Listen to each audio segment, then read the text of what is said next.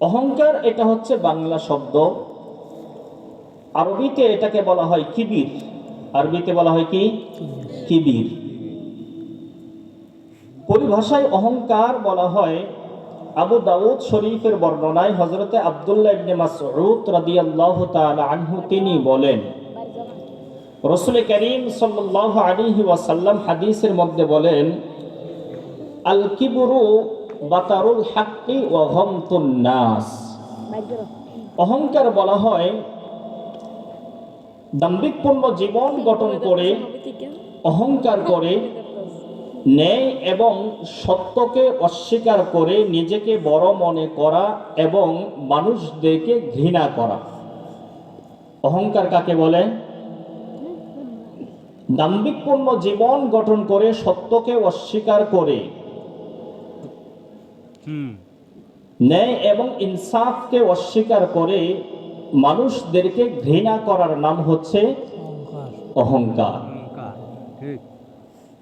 এই অহংকার হচ্ছে দুনিয়াতে যত মানুষ আপনারা দেখবেন, সমস্ত মানুষের মধ্যেই কিছু না কিছু অহংকার আছে, অহংকার থাকে। এই অহংকার আমাদের অন্তরের মধ্যে রাখা যাবে না। এখন হয়তো অনেকেই বলবেন যে হুজুর, অহংকারের সূচনা, অহংকারের প্রচলন প্রথা এটা কোথা থেকে আসলো? আমরা কোরআন এবং হাদিস রিসার্চ করে, গবেষণা করে যতটুকু আমরা জানতে পারি, এই অহংকারের সূচনা পৃথিবীর মধ্যে কোথাও হয় নাই। এই অহংকারের সূচনা সর্বপ্রথম আরশে আজিম তথা আকাশ থেকেই শুরু হয়েছে, আসমানে শুরু হয়েছে। কিভাবে? আল্লাহ পাক রব্বুল আলামিন হযরতে আদম আলাইহিস সালাতু ওয়াস সালামকে যখন সৃষ্টি করলেন, আদম আলাইহিস সালাতু ওয়াস সালামকে যখন বানাইলেন, আদম আলাইহিস সালাতু ওয়াস সালামের একটা অবয়ব, একটা মূর্তি মাটি দিয়ে আল্লাহ পাক রব্বুল আলামিন সৃষ্টি করলেন, বানাইলেন।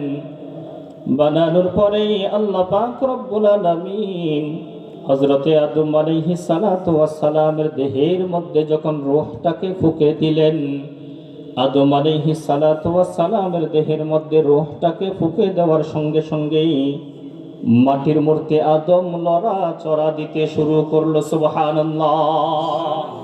একটা মূর্তি বানাইলো মাটি দিয়ে, আদম আলাইহিস সালাতু ওয়াস সালামকে বানাইলো মাটি দিয়ে। দীর্ঘ সময় পর্যন্ত আদম আলাইহিস সালাতু ওয়াস সালামের এই মূর্তিটাকে শুকাইলেন। আল্লাহ সুবহানাহু ওয়া তাআলা একটা পর্যায়ে আদম আলাইহিস সালাতু ওয়াস সালামের দেহের মধ্যে রূহটাকে ফুঁকে দিলেন। ফুঁকে দেওয়ার সঙ্গে সঙ্গে মূর্তি আদম লড়াচড়া দিতে শুরু করলো। সুবহানাল্লাহ।